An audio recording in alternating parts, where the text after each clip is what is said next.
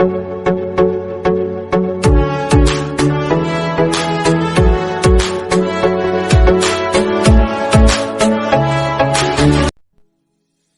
مولانا جلال الدین رومی رحمۃ اللہ تعالی علیہ ایک واقعہ نقل فرماتے ہیں۔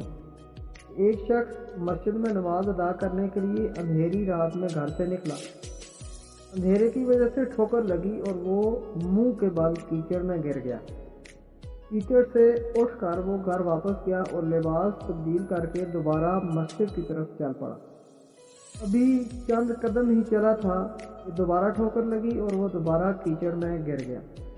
کیچڑ سے اٹھ کر وہ ایک بار پھر گھر واپس گیا، لباس تبدیل کیا اور دوبارہ مسجد کی طرف ہو لیا۔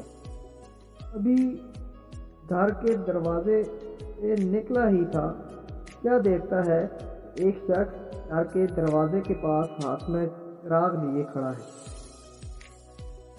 چراغ والا شخص چپ چاپ نمازی کے آگے آگے مسجد کی طرف چل پڑا۔ اس بار چراغ کی روشنی میں نمازی کو مسجد تک پہنچنے میں کسی قسم کی دشواری کا سامنا نہ کرنا پڑا۔ وہ بخیریت مسجد تک پہنچ گیا۔ مسجد کے دروازے پر پہنچ کر چراغ والا شخص رک گیا۔ نمازی اسے وہیں چھوڑ کر مسجد میں داخل ہو گیا اور نماز ادا کرنے لگا۔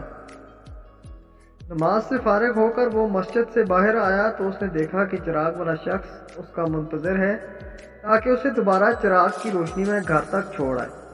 جب نمازی گھر پہنچ گیا تو نمازی نے اس اجنبی شخص سے پوچھا کہ آپ کون ہیں؟ اجنبی شخص نے بولا کہ سچ بتاؤں تو میں شیطان ہوں۔ یہ سن کر اس نمازی کی حیرت کی انتہا نہ رہی۔ اس نے پوچھا کہ تجھے تو میری نماز رہ جانے پر خوش ہونا چاہیے تھا، پھر تو چراغ کی روشنی میں مجھے مسجد تک کیوں لایا؟ شیطان نے جواب دیا کہ جب تجھے پہلی ٹھوکر لگی تو اللہ تعالیٰ نے تیرے عمر بھر کے گناہ معاف فرما دیے۔ جب تجھے دوسری ٹھوکر لگی تو اللہ تعالیٰ نے تیرے سارے خاندان کو بخش دیا۔